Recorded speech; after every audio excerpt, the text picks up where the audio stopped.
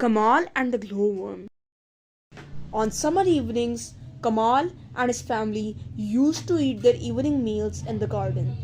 One summer evening, as they were getting up from the table, Kamal saw a light going on and off amongst the trees at the edge of the garden. He went over to the trees to see what was going on, and he noticed an insect flitting about.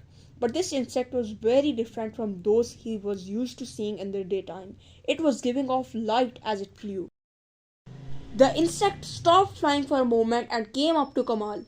"Hello," it said. "You look very surprised. You've been watching me for a long time. My name's Glowworm. What's yours?" "My name's Kamal." "You're right. I've never seen an insect that flickered with light in the way you do before. Yellowish green rays are coming from your body.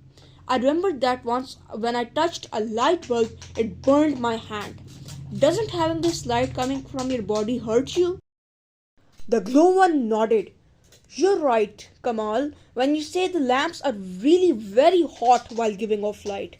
Light bulbs use electrical energy to produce light, and some of that energy turns into heat. That causes the bulb to become hot. But we do not take energy from outside for the light that our bodies give off." Kamal thought he understood. "So does that mean you don't get hot?" he asked. "That's right," agreed the glowworm. "We produce energy ourselves and we use this energy very carefully. That means that none of our energy is wasted and it doesn't produce heat, which would damage our bodies." Kamal considered for a moment. "That's a really well thought out system." The glowworm smiled and said, "All praises are for Allah, not for us. When Allah created us, He planned everything we need in the best possible way. When we're flying, we beat our wings very quickly.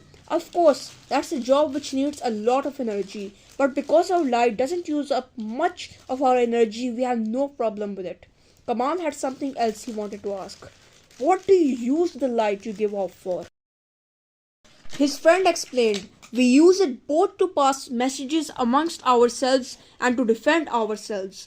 When we want to say something to one another, we talk by flickering our lights. At other times, we use it to frighten our enemies and keep them away from us." Kamal was very impressed by what his friend had been telling him. "So everything you need is inside your own bodies, and there's no need to try yourselves out?" "That's right," the glowworm agreed.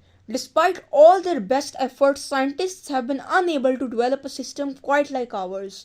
As I said before, Allah created us in the most beautiful way and in the way most suited to our needs, just like all other living things." Kamal smiled. "Thank you.